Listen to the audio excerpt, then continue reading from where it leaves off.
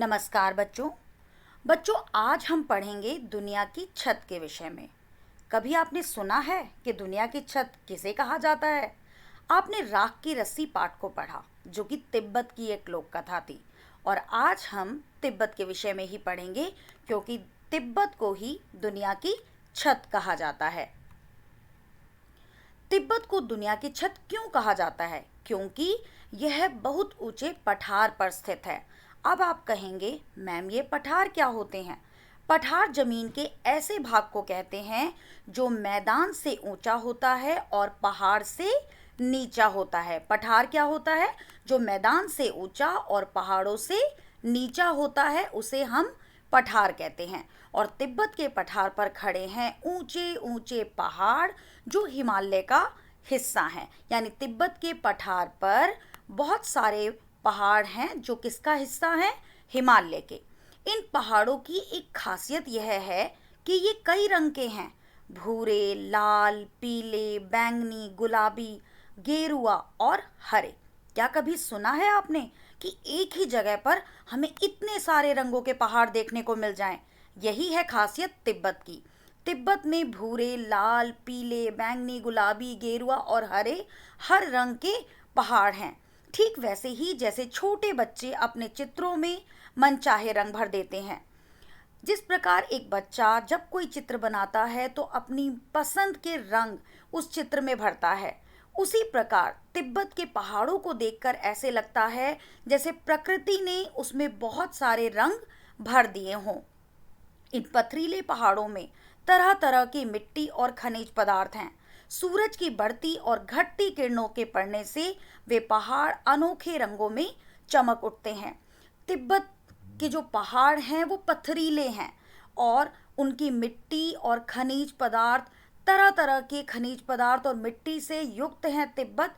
और जब सूरज की रोशनी बढ़ती है और सूरज की किरणें चारों ओर पहाड़ों पर पड़ती है तो तिब्बत के पहाड़ अनेक रंगों में चमक उठते हैं और वो आंखों को इतना आकर्षित करते हैं कि व्यक्ति उन पहाड़ों को देखने के लिए मजबूर हो जाता है।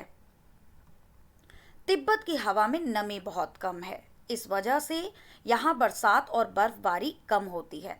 तिब्बत की हवा में नमी कम होने की वजह से यहाँ पर बारिश कम होती है और बर्फबारी भी कम होती है। खुश्क मौसम में पेड़ पौधे बहुत नहीं होते। तिब्बत का पूर्वी भाग ही ऐसा है जहाँ घने जंगल पाए जाते हैं। खुश मौसम की वजह से क्या होता है, यहाँ पर बहुत ज़्यादा पेड़ नहीं हैं, क्योंकि तिब्बत में अधिकतर पथरीले पहाड़ ही हैं।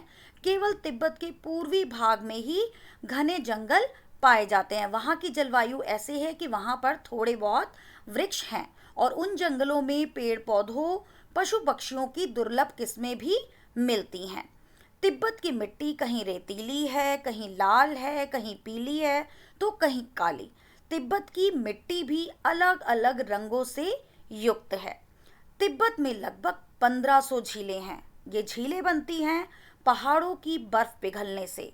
इनमें मानसरोवर झील का बहुत नाम है। तिब्बत में कितनी झीलें बहती हैं? 1500। और वो 1500 झीलें कैसे बनती हैं? जो पहाड़ हैं उन पर बर्फ जमी हुई होती है और जब सूरज की किरणें उस बर्फ पर पड़ती हैं तो वो बर्फ पिघलती जाती है, एक नदी का रूप ले लेती है और जब वो नदी पहाड़ों से नीचे गिरती है तो वो झील का या झरने का रूप ले लेती है। और इनमें सबसे प्रसिद्ध झील कौन सी है? मानसरोवर झील।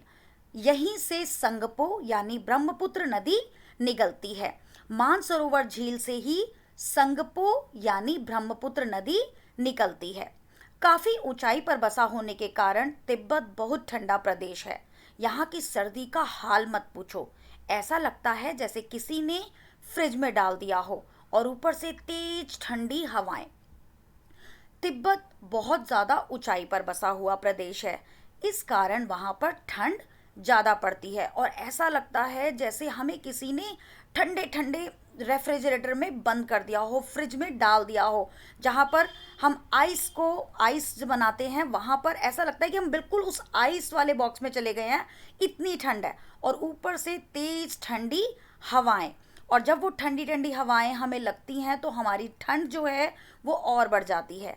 इसलिए वहाँ के लोग हमेशा भारी भरकम गर्म कपड़े ही पहनते हैं ताकि वो अपना बचाव ठंड से कर सकें।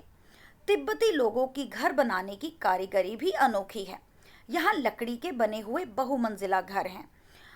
तिब्बत में अधिकतर जो घर हैं वो लकड़ी के बने होते हैं क्योंकि वो पहाड़ों पर बनते हैं। लेकिन आज समय के साथ परिवर्तन आ चुका है और पत्थर और मिट्टी और सीमेंट के घर भी वहाँ बनने लगे हैं।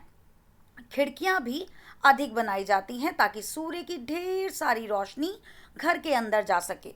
भूकंप से बचाव के लिए दीवारें अंदर की ओर थोड़ा झुकी होती हैं। यहाँ जो घर बनाए जाते हैं उसमें बहुत सारी खिड़कियां बनाई जाती हैं ताकि जब सूरज की रोशनी हो और सूरज की गर्मी हो तो इन खिड़कियों के माध्यम से गर्मी घरों तक अंदर तक आ जाए और रोशनी भी चारों तरफ प्रकाशित रहे।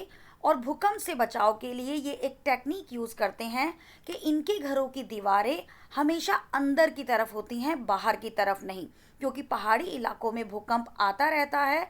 तो भूकंप आने की वजह से दीवारें जब भी गिरेंगी वो घर के अंदर ही गिरेंगी, बाहर नहीं गिरेंगी, जिससे कि किसी को भी कोई नुकसान नहीं पहुंचेगा।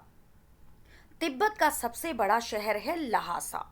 3650 मीटर की ऊंचाई पर स्थित होने के कारण यह दुनिया का सबसे ऊंचा शहर माना जाता है। 3650 मीटर की ऊंचाई पर बसा है लहासा शहर और इसीलिए ये दुनिया का सबसे ऊंचा शहर माना जाता है। कपड़ों तथा खाने पीने के लिए यहाँ का बाजार बहुत प्रसिद्ध है। लहासा को तिब्बतियों का दिल माना जाता है। तिब्बत का जो सबसे बड़ा शहर है लहासा, उसे तिब्बतियों का दिल माना जाता है। तिब्बती कौन? जो तिब्बत में रहने वाले लोग हैं। तो बच्चों, आज हमने तिब्बत के विषय में जाना। धन्यवाद।